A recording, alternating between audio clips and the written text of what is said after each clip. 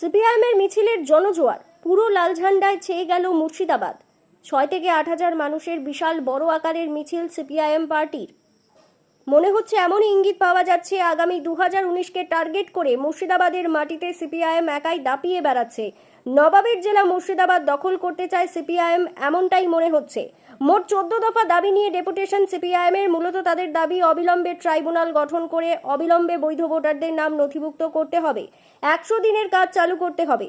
Petrol, diesel সহ রান্নার gas সহ নিত্য প্রয়োজনীয় দ্রব্যের মূল্য কমাতে হবে। বার্ধক্য, বিধবা সহ অন্যান্য সামাজিক ভাতা দ্রুত সাধারণ মানুষকে দিতে হবে। এরকম মোট 14 দফা দাবি নিয়ে ডেপুটেশন। মুর্শিদাবাদ জেলার ভরতপুর 2 নম্বর ব্লকে ডেপুটেশন শেষে পথসভা চলাকালীন সিপিআইএম নেতৃত্বরা রাজ্য সরকারের বিভিন্ন নীতির তীব্র সমালোচনা করেন। এদিনের কর্মসূচিতে উপস্থিত ছিলেন সিপিআইএম নেতা জমির মোল্লা সহ সিপিআইএমের নেতা নেত্রী এবং প্রায় 5 থেকে 6,000 কর্মী সমর্থকগণ।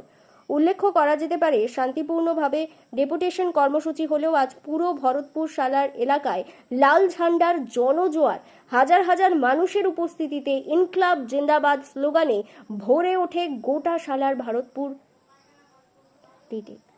হাজার হাজার মানুষের উপস্থিতিতে ইনকলাব জিন্দাবাদ স্লোগানে ভরে ওঠে গোটা সালার ভরতপুর এলাকা। এই বিষয়ে সাংবাদিকদের সামনে কি বলছেন তারা শোনাবো আপনাদের। এই ভিডিওটি যারা দেখছেন ভিডিওটি শেয়ার করবেন, চ্যানেলটি লাইক করবেন আর সাবস্ক্রাইব করবেন। আই লাভ মাই ইন্ডিয়া, মেরা ভারত মহান। সালার ভরতপুর থেকে আজিমুদ্দিন শেখের রিপোর্ট, আখিরিগঞ্জ নিউজ। আজকে এখানে সালার ব্লকে ডেপুটেশন দেওয়া হলো আমাদের পার্টি সিপিআইএমের উদ্যোগে। মূলত এসআইআর যাদের নাম অ্যাডজুডিকেশন বা ডিলিট হয়েছে, প্রকৃত ভোটার যারা, প্রকৃত নাগরিক যারা, বৈধ ভোটারদের নাম বাদ দেওয়া যাবে। এটা প্রধান যে আমি যে অবৈধ নাগরিক কিসের ভিত্তিতে প্রমাণ করছি। এইটা যারা এতদিন ধরে ভোট দিল, যাদের এখানেই জন্ম, এতদিন ধরে ভোট দিয়ে এসছে, তারপরেও তাদের কাগজপত্র থাকা সত্ত্বেও কেন তারা অবৈধ বলছে, কেন তাদেরকে অ্যাডজুডিকেশন করা হলো এবং কেন তাদেরকে ডিলিট করা হলো, এইটা আমরা জানতে চাই। তার কারণ হচ্ছে যে বিজেপি যেভাবে পরিচালিত হচ্ছে আরএসএসের দ্বারা, ওরা একটা ম্যাপ তৈরি করেছে, প্ল্যানিং করেছে যে কোনো মূল্যে একটা অংশের ভোটারকে, একটা ধর্মের, বিশেষ করে গরিব মানুষ যারা হচ্ছে মুসলিম, মতুয়া, রাজবংশী, তার সাথে হচ্ছে যারা এসসি এসটি, এই অংশকে বাদ দিয়ে ভোটটা যদি করা যায় তাহলে বিজেপিদের জিততে সুবিধা হয়।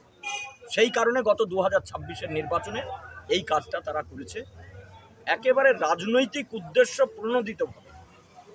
সেই কারণে আমরা এখানে ডেপুটেশন দিয়েছি। আগামী 23 তারিখে আমরা বহরমপুরে জমায়েত করব এবং ডিএমকেও আমরা একথাই জানতে চাইব যে প্রকৃত যারা ভোটার তাদের ভোটাধিকার ফিরিয়ে দিতে হবে।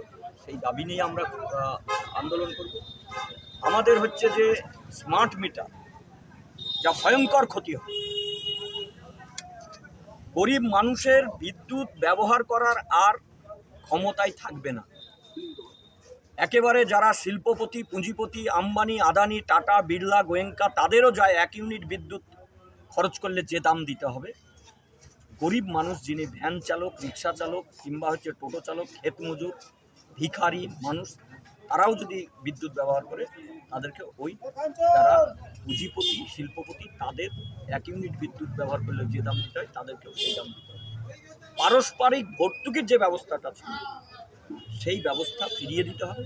গরিব মানুষ দেখা যাচ্ছে যে নুন আনতে পান্তা ফুরাই, যাতে 1 মাসের বিল এসছে দিতে পারেনি, কিন্তু কিছু টাকা ফাইন করেছে, কোনো একটা জমির ফসল বিক্রি করে বা কোথাও একটা টাকা পাবে, সেই টাকা দিয়ে তারা দিতে পারে।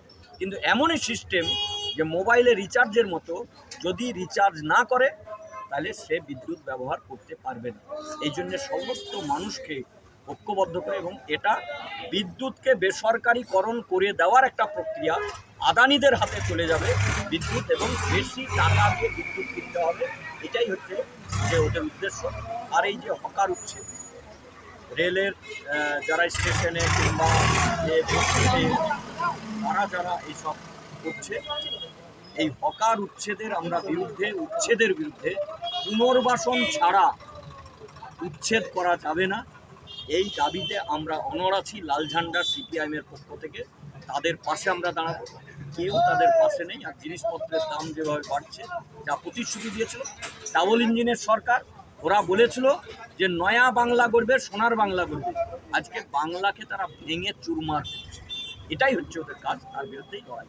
কিন্তু আমাদের যে ডেপুটেশন সেটা তো দেখলাম যে তৃণমূল সরকার চলে যাওয়ার পরও এলাকার একটা বাস স্ট্যান্ড, সাধারণ জনসাধারণের ব্যবস্থার বাস স্ট্যান্ড এখন দখল করে তারা বসেছে। কোথাও কি তৃণমূলের সরকার চলে যেটা মনে হচ্ছে না? আমরা আজকে তো বলেছি ডেপুটেশনে, যদি দেখা যায় যে প্রশাসন যাদের মাধ্যমে, আমি বলছি অন ক্যামেরা বলছি, যাদের মাধ্যমে রোজগার করত কিছু পুলিশ অফিসার, তারা তো ভুলতে পারেনি, তাদের মাধ্যমে এখন রোজগার হয়তো চলছে, সেই জন্য এটা করছে না। যদি দেখা যায় যে জানানো হলো পুলিশ অফিসাররা যদি ব্যবস্থা না নেয় বা বিডিও যদি ব্যবস্থা না নেয়, জনস্বার্থে যা ব্যবহার হচ্ছে যেটা সেটা দখল করেছে, যদি মুক্ত না করে, তাহলে জনগণই আবার ওটা জনগণের স্বার্থেই দখল করে।